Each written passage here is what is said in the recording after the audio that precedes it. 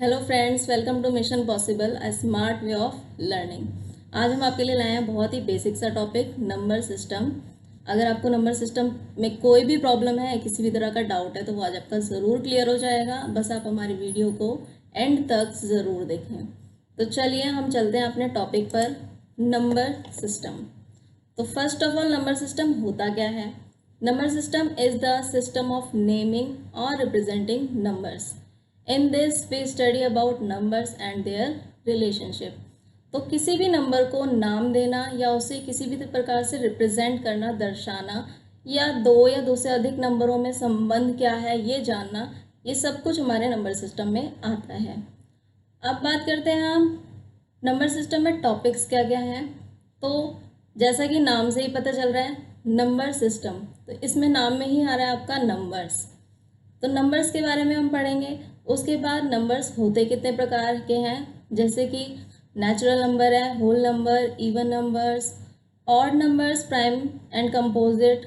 उसके बाद coprime numbers क्या होते हैं, integers, rational numbers, irrational numbers, decimal, fractional and real numbers, and at last perfect numbers.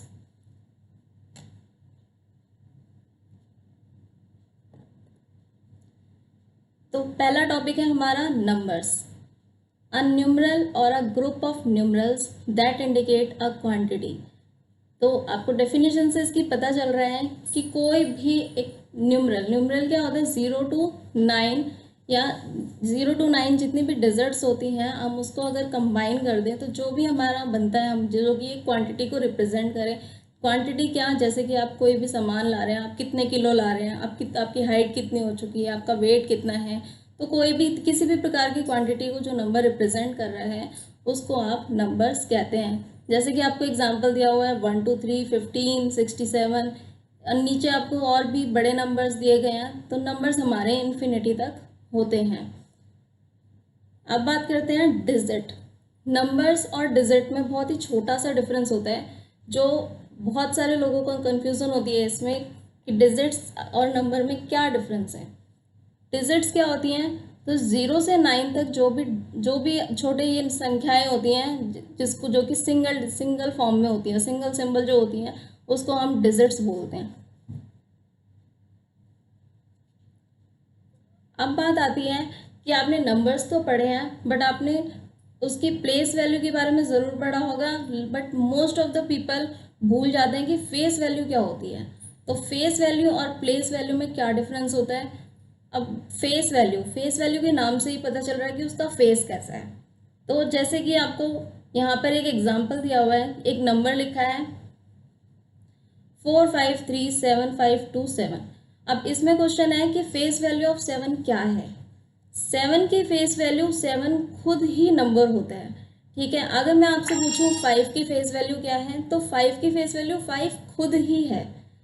अगर बात करते हैं प्लेस वैल्यू की, तो जैसे कि इसमें पूछा मैंने 7 की फेस वैल्यू क्या है, आपने बोला 7। बट अगर मैं प्लेस वैल्यू की बात करूं तो वो उसकी पोजीशन पर डिपेंड करेगी। जैसे कि यहाँ पर फर्स्ट 7 है, उसकी प्लेस वैल्यू क्या है, वंस प्लेस है। आपको पता है कि हम राइट हैंड साइड से चलते हैं, वंस प्लेस डिजिट, फिर टेंस प्लेस, 100, 1000, 10,000, फिर लैख, 10 लाख, इस तरह से हम आगे बढ़ते रहते हैं। तो इसमें जो पहला वाला 7 है उसकी प्लेस वैल्यू है वंस प्लेस, और जो सेकेंड 7 दिया हुआ उसकी प्लेस वैल्यू है 1000th प्लेस। तो इससे आपको बहुत ही इजीली क्लियर हो गया होगा कि फेस वैल्यू और प्लेस वैल्यू में क्या डिफरेंस होता है। अब हम आगे चलते हैं अगले टॉपिक पे, टाइप्स ऑफ नंबर्स। हमारे नंबर्स कितने प्रकार के होते हैं, उनकी क्या क्या क्वालिटी होती हैं। तो पहला नंबर है हमारा नेचुरल नंबर्स। तो दोस्तों, नेचुरल नंबर के नाम से पता चल रहा है, नेचुरल का मीनिंग क्या होता है, प्राकृति, है ना। तो अगर आपसे कोई भी क्वेश्चन पूछता है कि बच्चों काउंटिंग सुनो या गिनतियां बताओ, तो आप कैसे स्टार्ट करते हैं, आप तुरंत आपके मुंह से निकलता है 1 2 3 4 5 6 7, राइट। अब जो ये आपके मुंह से नेचुरली निकल गया है, बिल्कुल इस बिना सोचे समझे कि हाँ अगर कोई गिनती पूछ रहा है तो हमने तुरंत बोल दिया 1 2 3 4 5 6 7 एंड सो ऑन। तो इस वजह से इन नंबर्स को हम नेचुरल नंबर्स बोलते हैं। अब ये स्टार्ट कहाँ से होते हैं, जैसा कि मैंने पहले ही बोला कि आप स्टार्टिंग कहाँ से करते हैं काउंटिंग को, 1 2 3 4 5 6 इस तरह से 1 से स्टार्टिंग करते हैं। तो नेचुरल नंबर भी हमारे 1 से स्टार्ट होते हैं और इनको हम डिनोट किससे करते हैं, कैपिटल N से। ओके, अब जैसा कि मैं बता ही चुकी हूँ कि अगर आपसे कोई क्वेश्चन पूछे कि स्मॉलेस्ट नेचुरल नंबर कौन सा होता है, तो वो आप बहुत इजीली बिना सोचे समझे बता सकते हैं कि स्मॉलेस्ट नेचुरल नंबर हमारा 1 होता है। ओके, तो अब नेक्स्ट नंबर पे चलते हैं। हमारा नेक्स्ट नंबर है होल नंबर्स। ओके, तो नेचुरल नंबर्स के बाद जब ज़ीरो को डिस्कवर कर लिया गया, आप सभी जानते होंगे कि ज़ीरो को डिस्कवर किसने किया था, हमारे महान मैथमेटिशियन आर्यभट्ट जी ने। तो ज़ीरो जो है जब ये आ चुका था, तब हमारी जो जितनी भी संख्याएं बननी थी, चाहे वो छोटी संख्या हो, बड़े नंबर्स हों, किसी भी प्रकार के नंबर्स हों, वो पूरे हो चुके थे। मतलब अगर आप कितने भी बड़े से बड़ा नंबर चाहो तो वो आप लिख सकते थे। ज़ीरो ने हमारी जो संख्याएं हैं, हमारे जो नंबर्स हैं, उनको पूरा कर दिया था। तो इस तरीके से आप ज़ीरो की वैल्यू क्या होगी, ज़ीरो की वैल्यू 1 से छोटी होगी। ऑफ कोर्स आप सभी जानते होंगे कि ज़ीरो अगर हम किसी नंबर के पीछे लगाते हैं तब तो वो उसकी वैल्यू बढ़ा देता है, लेकिन अगर आप ज़ीरो को सिंगल काउंट करेंगे तो उसकी कोई वैल्यू नहीं होती, ज़ीरो इज़ ज़ीरो। तो जब ज़ीरो से काउंटिंग स्टार्ट हो गई, ज़ीरो हमारा 1 से पहले लग गया, तो जिसने कि हमारी संख्याओं को पूरा कर दिया, जिसको हम हिंदी में पूर्ण संख्याएं भी बोलते हैं, होल नंबर्स को। तो इस वजह से हमारा जो स्मॉलेस्ट होल नंबर हुआ वो क्या हो गया, ज़ीरो। और होल नंबर्स हमारे ज़ीरो से स्टार्ट हो गए, 0 1 2 3 4 5 6 एंड सो ऑन इन्फिनिटी तक।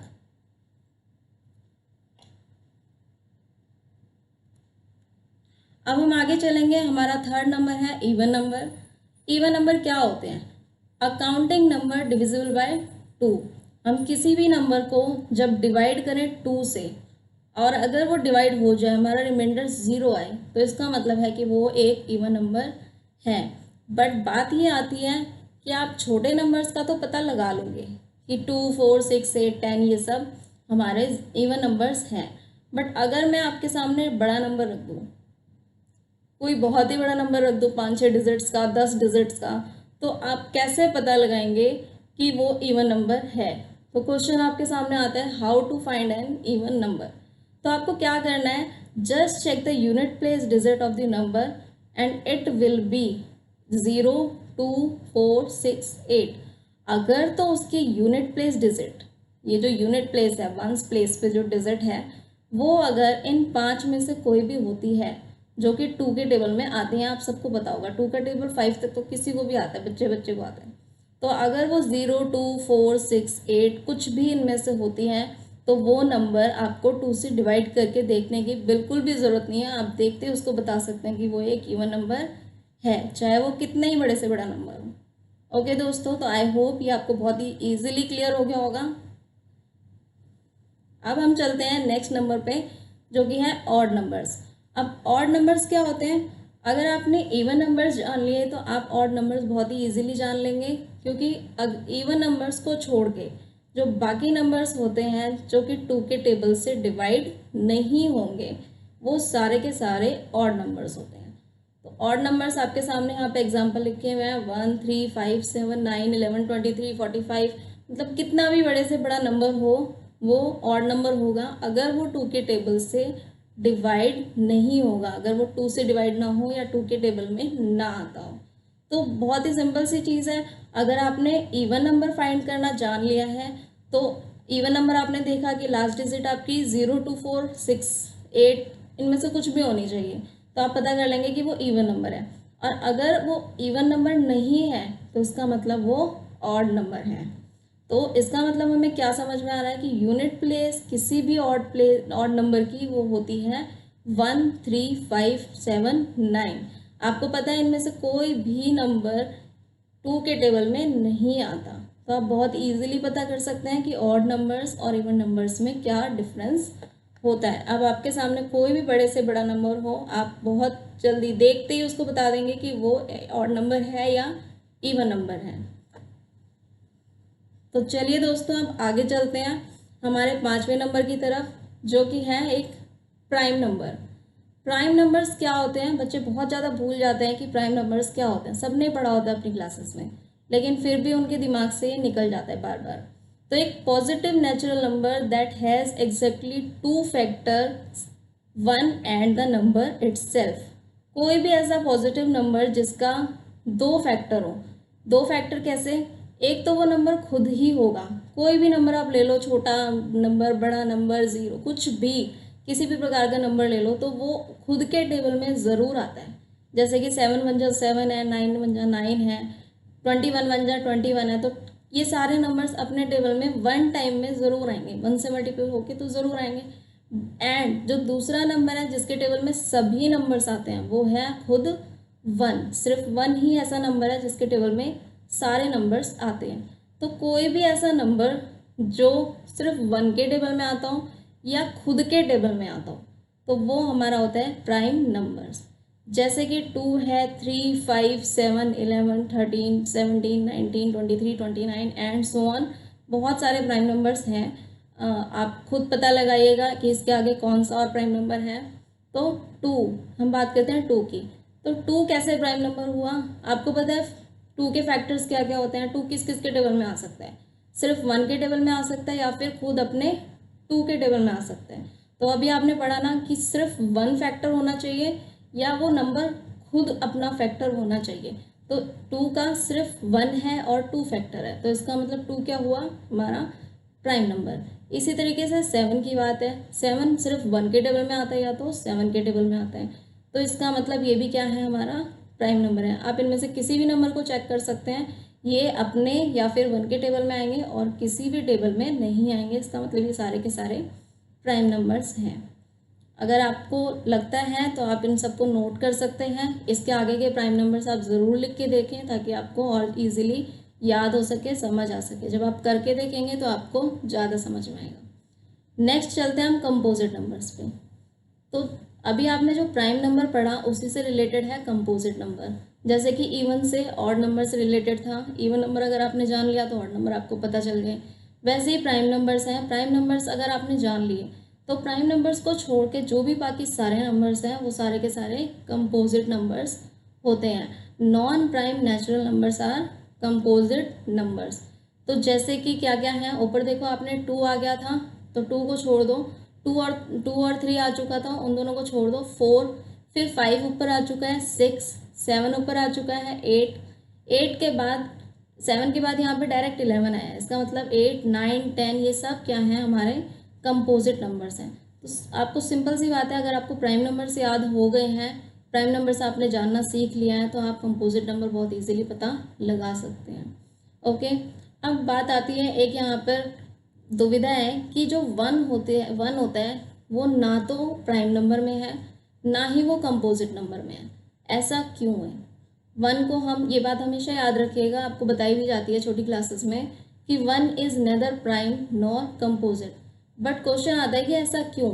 ये चीज़ कोई नहीं बताता जल्दी से कि 1 प्राइम और कंपोजिट क्यों नहीं है। तो पहली बात, आपने प्राइम की डेफिनेशन भी देखी और कंपोजिट की डेफिनेशन भी देखी। तो पहला क्वेश्चन है कि प्राइम क्यों नहीं होता? वो इसलिए नहीं होता कि 1 का 2 फैक्टर्स नहीं होते। मतलब कि 1 का एक तो 1 फैक्टर होना चाहिए, लेकिन 1 के अलावा वो खुद अपना फैक्टर होना चाहिए। बट 1 अपना फैक्टर है और 1 का ही फैक्टर है, वो दोनों के दोनों एक ही नंबर हो गए, 2 फैक्टर्स उसके निकल के नहीं आए, इस वजह से वो प्राइम नंबर नहीं कहलाता। ठीक है दोस्तों, समझ में आ गया होगा आपको कि 1 का सिर्फ 1 ही फैक्टर है, वो कोई 2 अलग अलग नंबर्स नहीं है, इस वजह से वो कोई प्राइम नंबर नहीं कहलाता। ठीक है, उसके बाद हम आते हैं कंपोजिट नंबर क्यों नहीं है। क्योंकि कंपोजिट नंबर कब हो सकता है? कंपोजिट नंबर तब हो सकता है जब उसका 1 फैक्टर हो, 4 खुद फैक्टर हो, लेकिन उस 1 और 4 के अलावा कोई और भी फैक्टर होना चाहिए। तो आपको पता है 4 का फैक्टर 2 होता है। 6 के फैक्टर की बात करें तो ये 1 के टेबल में भी आता है, 2 में, 3 में, 6 में, 4 फैक्टर्स हैं इसके। तो इसका मतलब कंपोजिट नंबर्स वो होते हैं जिसके 2 या 2 से ज़्यादा फैक्टर होने चाहिए। बट 1 के क्या 2 से ज़्यादा फैक्टर हैं? 1 सिर्फ खुद के टेबल में आता है, तो इसके 2 से ज़्यादा फैक्टर तो पॉसिबल ही नहीं है। इसका मतलब 1 कंपोजिट नंबर भी नहीं हो सकता। ठीक है दोस्तों, आई होप आपको बहुत इजीली ये समझ में आ गया होगा। तो अब हम चलते हैं अपने नेक्स्ट नंबर पे। आज के लिए ये लास्ट नंबर होगा, इससे आगे के नंबर्स मैं आपको नेक्स्ट वीडियो में बताऊंगी, बहुत ही आसान तरीके से, जो आपको पढ़ते ही सुनते ही समझ में आ जाएंगे। तो आज का लास्ट नंबर है हमारा coprime numbers. Two natural numbers are coprime if their common factor is 1। तो आपने पढ़ा कि दो नेचुरल नंबर्स को प्राइम तब होते हैं जब उनका कॉमन फैक्टर सिर्फ 1 होना चाहिए, 1 के अलावा और कोई कॉमन फैक्टर उनका नहीं आना चाहिए। तो जैसे कि 2 एंड 3 है, 3 एंड 4 है, 11 एंड 15 है, 105 एंड 109 है, 2359 एंड 2360 है, एटसेट्रा। इस तरीके से आप और भी बहुत सारे कोप्राइम फैक्टर्स के पेयर आप खुद भी ढूंढ सकते हैं, और मैं बोलूँगी आपको कि खुद आप ढूंढिए, ताकि आपको ज़्यादा इजीली समझ में आए, ज़्यादा आपके दिमाग में सारी चीज़ें बैठ जाएंगी, तो आप कभी नहीं भूलेंगे। तो हम कोई एक पेयर उठा लेते हैं। मैंने यहाँ आपके लिए 11 एंड 15 उठाया। तो आप देखो इसमें कि फैक्टर्स ऑफ 11 क्या है। 11 सिर्फ अपने टेबल में आता है और 11 के टेबल में आता है, 1 के टेबल में आता है एंड खुद अपने टेबल में आता है 11 के टेबल में। तो ये दोनों इसके फैक्टर्स हैं, इनके अलावा और तो किसी टेबल में नहीं आता। उसके बाद बात करते हैं हम 15 की। 15 के फैक्टर्स क्या हैं। 15 हमारे 1 के टेबल में आता है, 3 में आ जाता है, 5 में भी आता है, 15 में भी आता है, खुद के टेबल में भी आता है। आपको पता है कोई भी नंबर है वो खुद के टेबल में ज़रूर आता है। तो अब हम बात करें इनमें कॉमन क्या है। क्या 1 इसमें है, इसमें भी है? हाँ जी है। 11 इसमें है बट इनमें है नहीं है। आप इसी तरह से बाकी नंबर्स को चेक कर सकते हो। 3 इसमें है, इसमें 5 भी है, इसमें 15 भी है, बट वो ऊपर नहीं है, 11 के फैक्टर में नहीं है। तो आपको पता लग रहा है इसमें कि जो कॉमन फैक्टर है वो क्या है, सिर्फ 1 है। तो अभी हमने ऊपर पढ़ा था कि को प्राइम नंबर सिर्फ वही नंबर्स हो सकते हैं जिनका कॉमन फैक्टर सिर्फ 1 निकल के आए। तो कॉमन फैक्टर यहाँ पर 1 आ चुका है, इसका मतलब 11 एंड 15 हमारे को प्राइम फैक्टर्स हैं, को प्राइम नंबर्स हैं।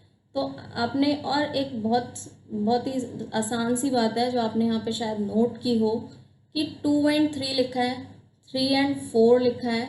उसके अलावा मैंने आगे भी एक नंबर लिखा है जो बड़ा है थोड़ा सा, कि 2359 के बाद आता है हमारा 2360। तो ये सारे नंबर्स क्या हैं, ये वो नंबर्स हैं जो एक के बाद एक आते हैं। 2 के बाद 3 आता है, 3 के बाद 4 आता है, 2359 के बाद 2360 आता है। तो आप ये देख रहे हो कि कोई भी कंसेक्यूटिव पेयर हो, कोई भी दो नंबर ऐसे हो जो एक के बाद एक आते हैं, वो हमेशा ही को प्राइम नंबर्स होंगे। उनका हमेशा ही कॉमन फैक्टर सिर्फ 1 ही आएगा। ये आप चेक कर सकते हैं। तो आप चेक करेंगे, ज़्यादा आसानी से समझ में आएगा आपको। आज के लिए हम इतना ही करेंगे, इससे आगे के नंबर्स मैं आपको नेक्स्ट वीडियो में ज़रूर दूंगी। अगर आपको मेरी वीडियो पसंद आई हो तो प्लीज़ इसको लाइक ज़रूर करें, शेयर करें, सब्सक्राइब करें, और अपने प्यारे से कमेंट्स मुझे दीजिए, जिससे कि मैं आपके लिए और अच्छे अच्छे वीडियोस लेके आऊँ। और आपको किस टॉपिक पे और वीडियोस चाहिए वो भी ज़रूर कमेंट में लिखिए, ताकि मैं उसको और आसानी से आपको समझा सकूँ। थैंक यू सो मच मेरी वीडियो को देखने के लिए। Thank you. Please like, share and subscribe.